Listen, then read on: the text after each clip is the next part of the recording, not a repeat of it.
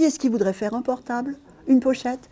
Selon la taille de votre portable, vous adaptez le morceau de tissu et ensuite vous choisissez des rubans, des petits cœurs, ce que vous voulez. Avec leurs petites mains, les visiteurs du jour se mettent dans la peau d'anciens tisserands alsaciens. Armés de fils, boutons, machines à coudre et bien sûr du tissu emblématique de l'Alsace, le Kelch, chacun réalise au choix une pochette de portable ou un objet de décoration pour le remettre au goût du jour. Je suis en train de décorer un cœur en Kelch.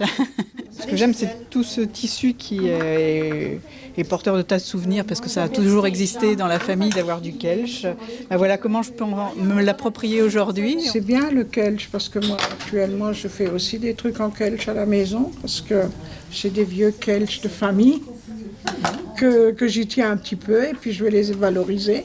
Pour moi, ce sont des souvenirs d'enfance. Mes grands-parents mes grands-mères essentiellement avaient du Kelch, donc il y a beaucoup de souvenirs qui reviennent, les édredons, les gros lits. L'origine du Kelch remonte au temps de Charlemagne, alors que la culture du pastel, une plante qui permettait une teinture bleue, se développait autour de Cologne. Le peuple de l'époque s'habillait donc simplement. Et Charlemagne a incité ces personnes à cultiver le lin, le chanvre, ainsi que les plantes tinctoriales, dont le pastel. Du bleu au rouge, la couleur du tissu a bien évolué au fur et à mesure des époques et des modes. Il y a par exemple le bleu azur qui était la couleur préférée des rois à une certaine époque, le bleu céleste qui a été utilisé pour les vitraux. Et puis ce qui touche beaucoup l'Alsace, c'est la culture de la garance.